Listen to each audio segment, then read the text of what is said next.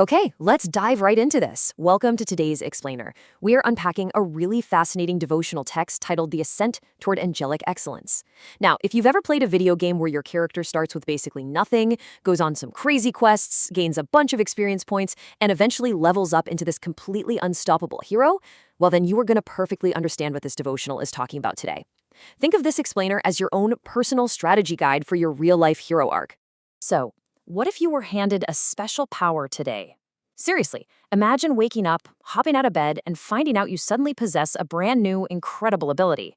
Well, the truth is, this devotional tells us that we actually are given special powers.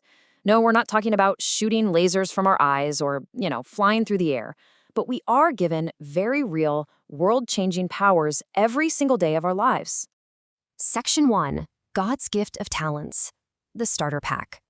Let's define exactly what's inside this starter pack that God gives us. Talents. Now, when you hear the word talent, you probably just think about being a really good singer, an amazing dancer, or maybe the fastest kid on the playground, right? But the devotional means something much, much bigger than that. It defines talents as God-given capacities for continual improvement in doing good. It's kind of like a muscle or maybe a really tricky math skill. If you just sit on the couch all day, your muscle isn't going to grow. And if you don't practice your multiplication tables, you won't get any better at math. You have the capacity, the special power is right there inside you, but you have to actively use it and practice constantly to make it improve. Let's move to and see how this builds into the devotional's exact roadmap for using our gifts the right way. Step 1 is simply to receive talents. That's the starter pack from God we just talked about. Step 2 is wise improvement. That means we don't just hide our talents away in a closet, we practice them, we use them to help other people, and we make them stronger. And then step 3 is reflect glory to the giver. When we do really cool, good things with our newly leveled up skills, we don't just brag about ourselves, we show everyone how great God is for giving us those amazing skills in the first place. Section 2, growing stronger every day, leveling up. The devotional shares this really powerful quote from the Bible, from a book called Job, chapter 17, verse 9. It says, "The righteous also shall hold on his way, and he that hath clean hands shall be stronger and stronger." Did you catch that last part? Stronger and stronger. It doesn't say you just get strong once, check a box, and then you're totally finished. No way. It's a continuous, ongoing process. If you keep doing what is right, if you keep your hands clean by doing good deeds and making good choices, your power actually keeps increasing. And where does all this leveling up actually end? What's the absolute maximum level you can reach? The devotional teaches something absolutely amazing here. It says that with God's grace, meaning His special help, we have the capacity for continual improvement to the point where we can attain almost to the excellence of the angels. Imagine that.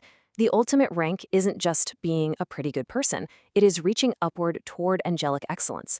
That is an incredibly high level, and the devotional insists that it's literally possible for you to reach it. Section 3, the trap of distractions, side quests.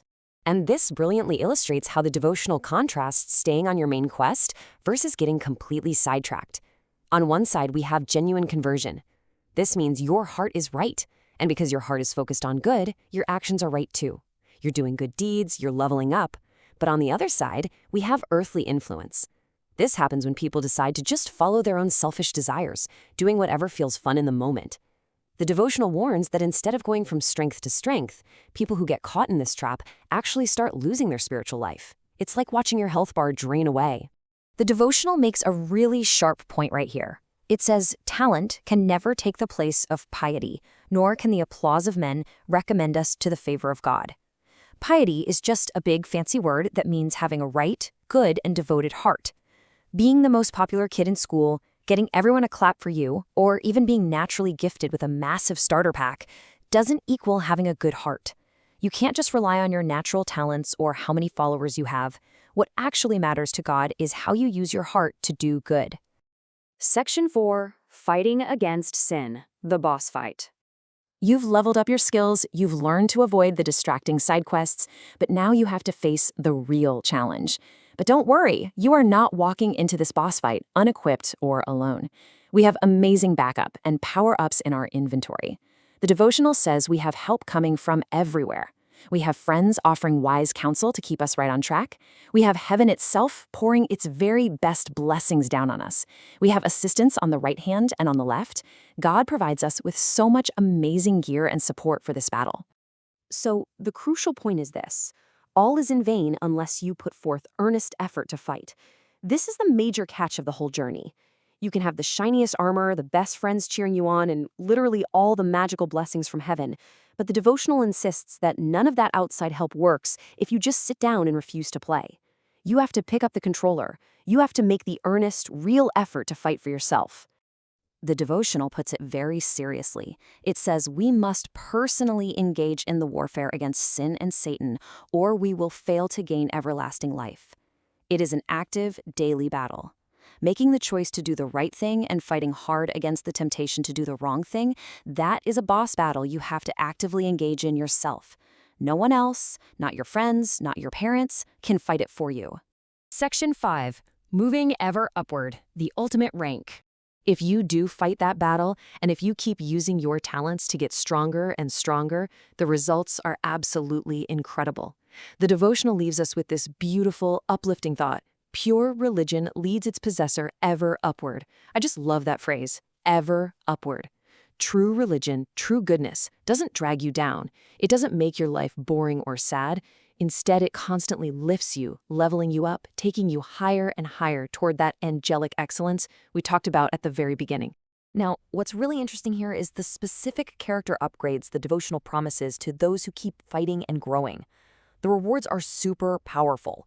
It inspires noble purposes, giving you a great, heroic mission in life.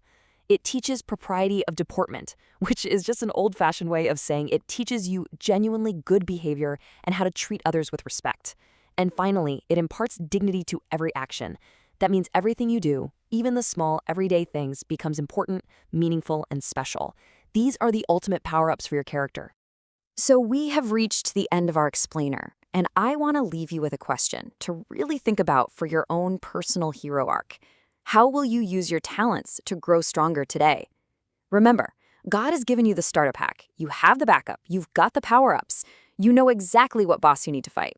Now it's time for you to step up, put in the effort, and start leveling up toward angelic excellence. What is your next move?